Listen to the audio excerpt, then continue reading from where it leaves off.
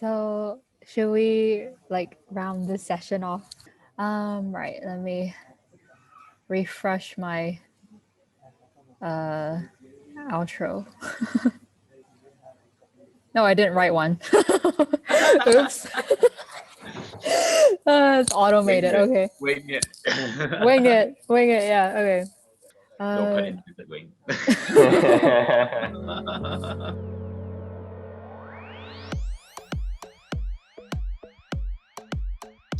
Okay. Yeah. Okay. So now that we're warmed up, I first I'll just like explain the four types of attachment styles. Mhm.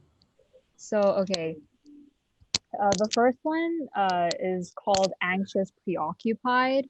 So that sort of means that you're overly dependent. I guess another word for it is like clingy, and insecure about themselves. And the second attachment style is dismissive avoidant. So that is the opposite, pretty much. So like you're usually super independent and sort of uncomfortable or shy away from intimacy. And then the third one, it's called fearful avoidant, which is a hybrid between the anxious and the dismissive one. It means that like you're insecure about yourself, um, and like want to seek validation from other people, but also at the same time scared of intimacy. So it's like push and pull.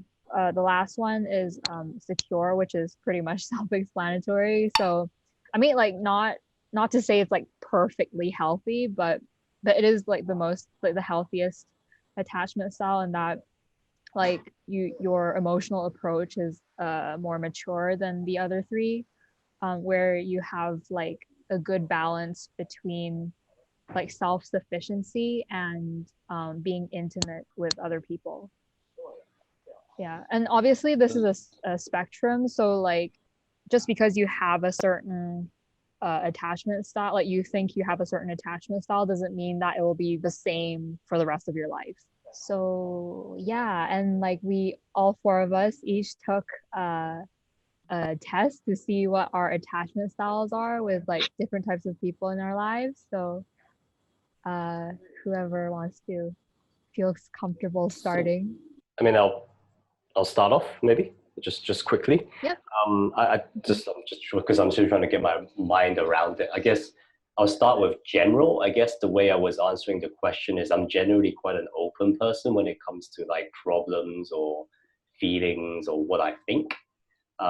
So I think that's why my avoidance in general is below the 3 or below the average point for almost all my relationship styles, especially friends and my partner, because obviously they're the people I probably share the most with nowadays.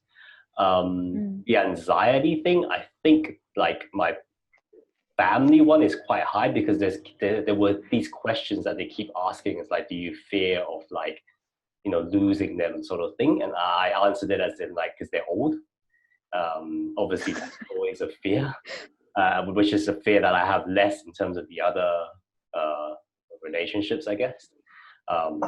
So I think I guess that's why the level of anxiety thing, which is quite high. So I don't know whether I'm reading that right, but that's probably my general take on it before I go into it too deeply. So my father one is in the most undesirable quadrant. Fearful avoidant, I think. Is it? No, fearful. Yeah, fearful avoidant. For my general, but it's a lot preoccupied, which I think is pretty accurate. My partner and friend is in preoccupied, more. So I'm more clingy to my partner and friends. And with my mother, it's overlapping secure and dismissing. Yeah, and I think all of them are pretty accurate. I mean, I'm like kind of surprised for the general one because I thought I would be a bit more secure by now. But think I need to still work on that. I think it's I sort of like feel similar in that with my general one, I'm also more in the anxious phase. I think it naturally comes when you're like in between stages in life, I guess. Especially if I guess like the other people around you in your life are like maybe moving on or like in a different stage of life to you and they haven't really reached out. Yeah, it can feel a bit like anxiety inducing. I also wonder if this is like a generation thing, as in like because we have social media and stuff. I wonder if like we have more anxiety compared to like last generation just because we put our lives out there for everybody to watch, you know. That might be the case. It's funny because I just put all four of them together, and Shane's general one is almost exactly the same as Jose's. Oh, It's exactly the same, actually. It's actually exactly the same. Really? I'm trying to. Yeah. And all three, and Elaine's anxiety level is also 4. So I think all three of you have the same in terms of anxiety level. I think Elaine's avoidance is a little low. General. Yeah, I'm like, come to me. Like I am calm. Uh-huh. So how can you read into this, Elaine? Is it, for example, if you're like a high on anxious level for general, but then say your mother or someone, your friend or your partner, is a very kind of makes you less anxious? Is that how you kind of, and that's a good relationship? Is that how you sort of read it? I think just bringing back to like how your childhood affects your attachment styles, more specifically with the anxious one, I think is when your parents growing up were very unpredictable. And then with the avoidant one is if if your parents were never there, basically, like never, like like feels like they were never there, even if they were physically there, if you get what I mean. Yeah, so it's a very subtle difference. So you're saying if your parent were kind of emotionally available, you're more likely to be able to open up to people. Yeah, like more secure as well. Yeah, less avoidant, more secure. Okay, no, that makes sense. Now if I read that, then that makes sense. It's kind of, I guess it's interesting because I'm just trying to look at it. I know Shane mentioned the mother and father were very, very different. Whereas my one was almost like a total overlap. I think Jose's was pretty close as well, and so Elaine, I couldn't see. So. I mean, for me, I only have my mother because my father passed away when I was really young. Right. So you didn't. Yep. Yeah. Yep. But I guess I can explain like for me, if like, you know, my father thing plot was there, I think it would be near the anxiety, like the preoccupied quadrant, because before he passed away, he was also like very unpredictable, because just logistic reasons, like we were never in the same city up and I think like after I turned 4, he was like our parent, like father-daughter relationship was like long distance the entire time. So I guess like, and we only spent time physically, like physically like in the same place like once a year. And back then, like I didn't know how to use Skype, and we also had like because he only spoke Mandarin, so we had a language barrier as well. Yeah, but like for my mom is quite secure because like she was always emotionally available. She was always there for me to provide my material needs as well. So it's like perfectly secure. Yeah, for me, kind of also like similar. Like my dad always worked. In the morning I would go to school at like 7, and then at 10 he would go to work, and then when I come home, he's not home until I'm asleep, so I never really see him. But when we do spend time together, it's like really close, like bonding time, but at the same time he has a really bad temper, and my parents work together, so they constantly have fights about work. And when he explodes, like I get the radiation. So it's like I totally understand why I'm in the fearful quadrant, because like bonding time is like super close, but then exploding time is like super, it's very extreme. So I get the both sides of that. Yeah, with my There's like dad. this unpredictability. Yeah.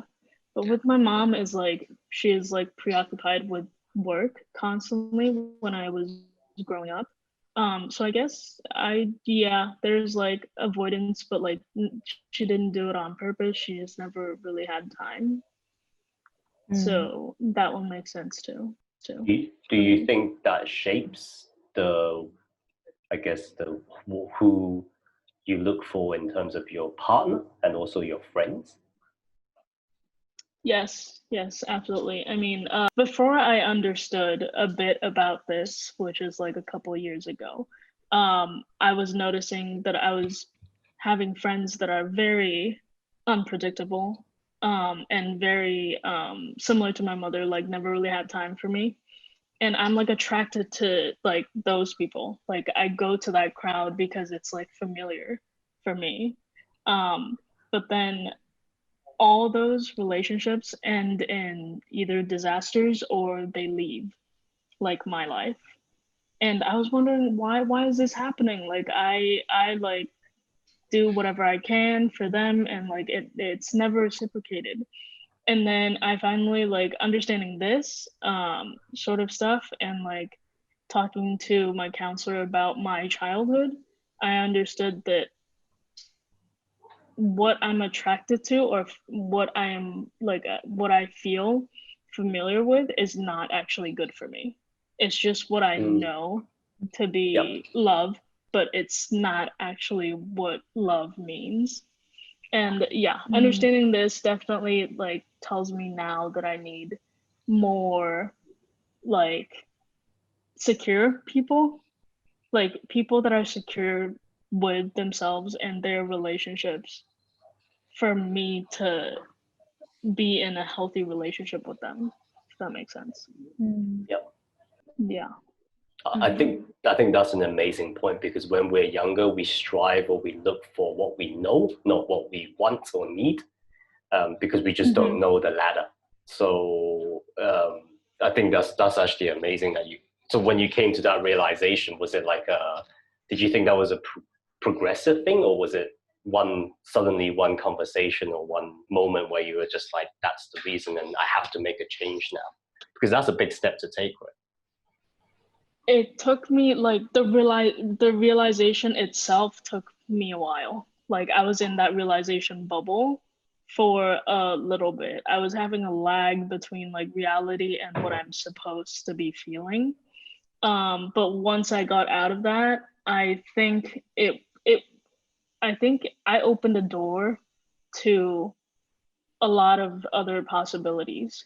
Like I feel like I'm not suffocating anymore. And that was like a feeling for most of my life. And I never understood why, because I think I have a good life. My parents gave me a good life, and I should be feeling happy. But for some reason, I couldn't find what the happiness was supposed to be. Until I opened that door, I was like, oh, okay, now it's possible. Yeah, I guess that's actually a really good point, and it's similar because I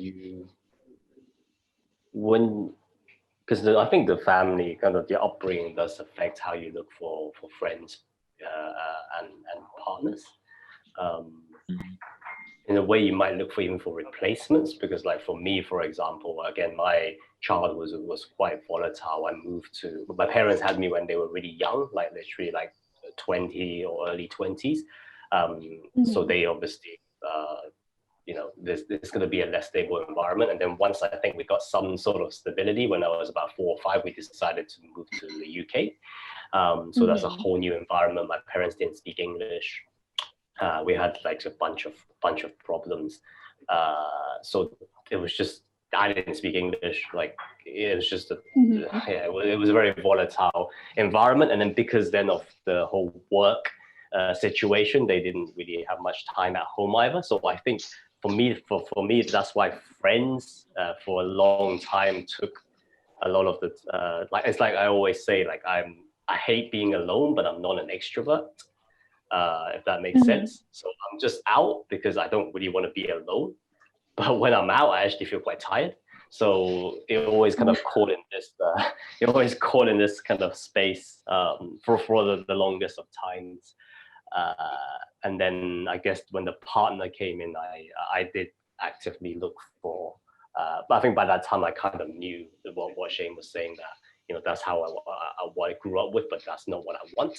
So I think I did choose a person who I knew would give me a stability. She has my wife has a very, very stable and big family, which is something that I think it's good for me and also good for my daughter and the next generation. So I think I kind of went through something similar in terms of the way you look at it. Just obviously with different contexts. So I think that kind of explains why the anxiety thing is high, because and I think since I was like maybe 15, 16 years old, I haven't really been in the same place as my parent for longer than a few months. I think that also kind of adds up to it as well. But friends are more secure because I think I went through a process where I took away all the toxic ones. Because with friends, you can just eliminate, you can just like wipe it out from your portfolio, I guess, for lack of a better term, and then you just keep the ones that are it's cool. And friends, I think the best thing is not to have too much. Family is expectations, and so the friends is just you can move the needle and just have a good time, right? So I think now I feel much more comfortable with friends. I'm not necessarily saying they're closer than family, but it's just a different type of interaction. So I think that would be my take after hearing what you said, Shane, and also what Elaine explained. How about you, Jose? I cannot use #MeToo here. That's a good thing. That's a good thing. I know. I realized that our Original results are quite different. Our results are quite different. I think growing up, my parents provided like quite a stable environment for me. Quite highly predictable. That's why with my parents, I have both of them on my secure quadrant. And I think because growing up, I have been in such a stable environment, everybody else I met afterwards, relative to my parents, the relationship with my parents, would be unpredictable, if you know what I mean. Yeah. That's why the results for my friend or my partner, or even in general, they are not as low of anxiety rating for my parents. Yeah. That's quite interesting, because that's kind of counterintuitive to what like psychology says, where if you grew up with a secure relationship with your parents, then theoretically you would also have a secure relationship with your friends and partner as well. Yeah. Oh. Yeah. That's quite interesting, actually. I am special. No, I think that makes more sense though, like the way you explained it. Because inevitably they're like, the world is filled with people who are like really different to your family environment. I think for general, I can understand why my anxiety level is the highest, because like I just got married like last year, and I'm like kind of in a new stage in my life, so there are still some unpredictability there, Mm. and my perspective of like how I interact with the new people I meet after I get married, or how like it's like another like new, yeah, I think it's like I gain some new perspectives as well. That's why there is some anxiety when I talk about when I have that general thing up at the right, like higher anxiety. Yeah. And for friends, I think like my avoidance and my anxiety level are both like relatively lower, because I think, as Wing said, like as you grow up, you can choose the friends you want to be with. So like I think I'm quite comfortable with the friends that I have now. It's great to hear that that yeah, you can choose friends, because oftentimes I think, especially at our age, Elaine, Yeah. it doesn't feel like that. No, it doesn't. It's quite like, I'm glad you like pointed that out, because like last year I had a huge, I mean, I don't want to say huge fight, but it's like I had a huge disagreement with my aunt, who's like a very different person from me, in terms of like, because she's like a hermit. She hates people. Like she's very open about hating people. Like she actively avoids people. But The Capricorn, I remember. yes, the Capricorn. Yes. Oh my god, amazing, amazing memory. Yeah. But yeah, because like one day I was feeling especially upset because I felt very stressed about like a certain friendship of mine, and then like, and you know, she was just like there to listen to me vent, and then she was like, why don't you, like, I don't get it, like why, like why are you so stressed about it? She's just a person, like a random person in your life. And then I said, well, I mean, I don't get to choose the people who I want to become friends with. For her it just didn't make sense. Like why, just like if you don't get along, just like leave. And but then I don't, I can't really explain how it's like, I don't want to say it's like, oh, you fall in love with someone, you can't choose who you fall in love with someone. It's different. It's like it has that sort of magnetism, but it's not, it's like platonic, if you get what I mean. Another thing is, I think because different people value different relationships differently. Like for example, their aunt may not think that she would get that much satisfaction out of hanging out with friends. So to her, she would not understand why you are miserable to have that fight with your friend, or you're having a problem with that friendship, because to her, she doesn't really gain that much satisfaction out of hanging out with friends anyways. So she doesn't understand. Yeah. And quite like, I mean, it might sound contradictory to my chart, because on my chart it says like my friend is like, my attachment style with my friend is like super secure. But to be honest, that's like, because in the quiz they ask you your relationship with one friend, like a certain friend. So for me, I picked like my favorite friend, like one of my favorite friends. So yeah, like I'm glad that I have. I'm glad that you didn't pick us, Elaine. What? You didn't pick us, Elaine. Well, I mean, like it wouldn't be fair. Like I know. Yeah, I just picked the friend that I've known for the longest time. Of course. Yeah. So I guess I'm glad that I have at least like, you know, at least one or two friends who I can, who I feel secure. I have a secure friendship with.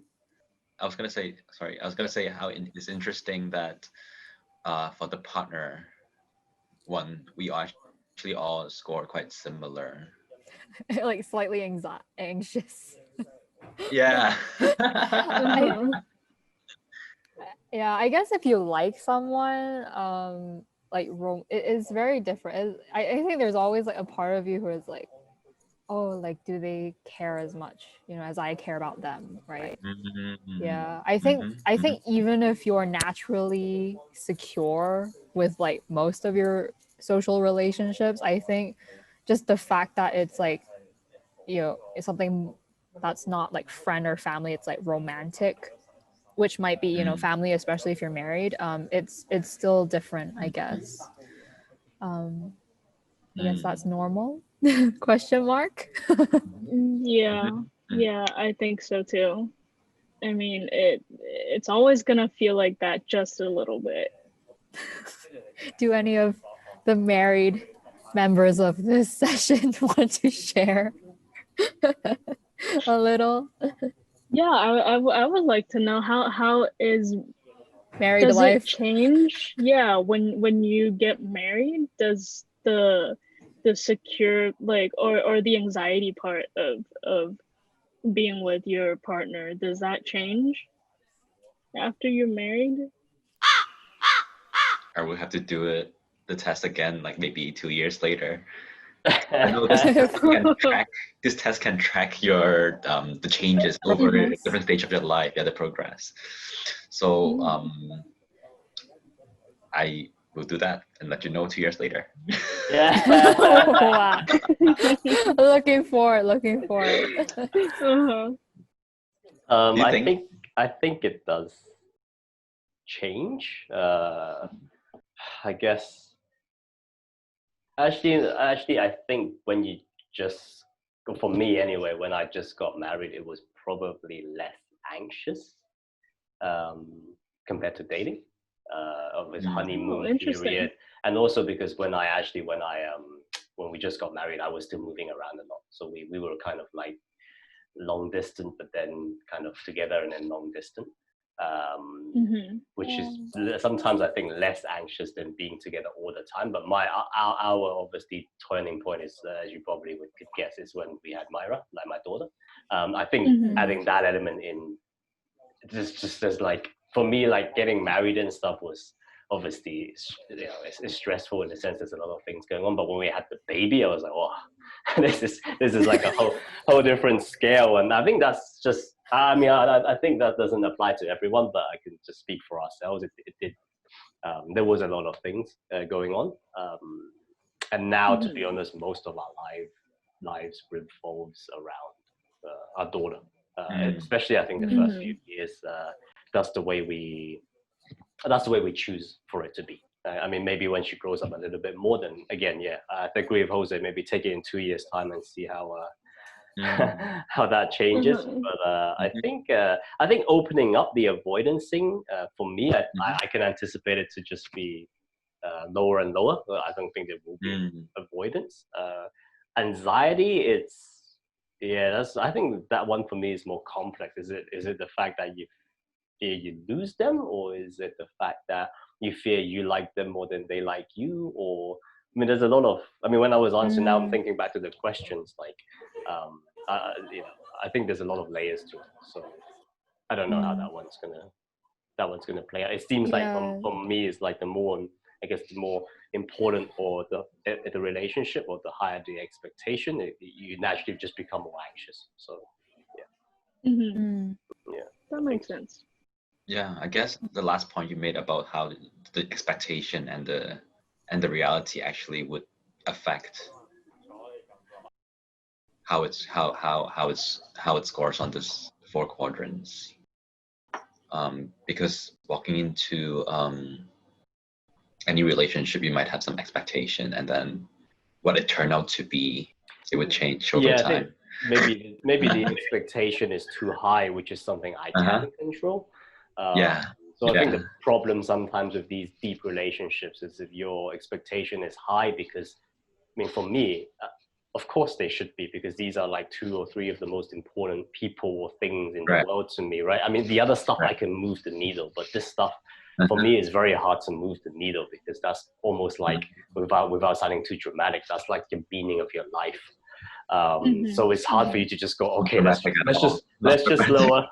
just lower your expectation. I was like, well, I don't really want to do that, until to a point where you're like, okay, this is just suffocating everyone, and maybe you just move the needle a little bit. So maybe there's a bit of this Virgo thing going on. So you know, the unrealistic expectation of life and the idealistic side of things. So I think one thing, you know, that you guys mentioned about, you know, the friends thing, I think sometimes it's good to reallocate, like, how you, like, expectations time you put in and the emotions you put into different things. Because I find that now I have my daughter, and also now I have this new career path that I created, that has actually shifted a lot of my expectations and focus into those things, which I think has made the whole thing a bit better. So sometimes I think it's maybe shifting your attention to something else might help. I think that's why we put friends as once you have a family, I think friends just naturally does become less part of your who you spend time with.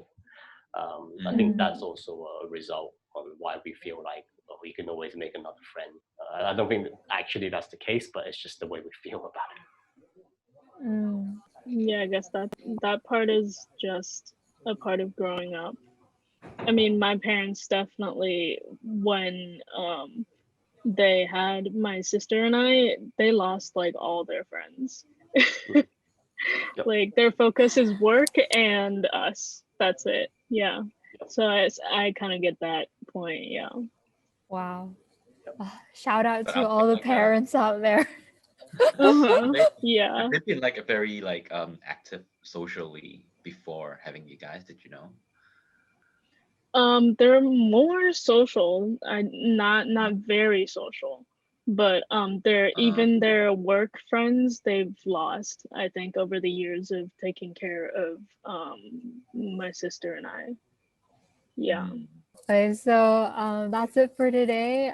Thank you guys for checking in. I think this was a very insightful session. Definitely very like even though we did have like the friendship session last week, I think this is like more like quite like a lot deeper. Yeah, it was nice to hear what everyone was going through in their childhood. And yeah, so I hope you guys enjoyed this episode. And I'll definitely link the personality test link of like what your attachment style is down below. It's really nice because like you create an account. It's free, obviously, but also you can take the test like once every month just to see how your attachment style has like evolved throughout the years. And like let us know in the comments down below if you relate to or if you find that it's accurate. And yeah, hope you enjoy the rest of the weekend and stay safe. See you guys next week. Bye.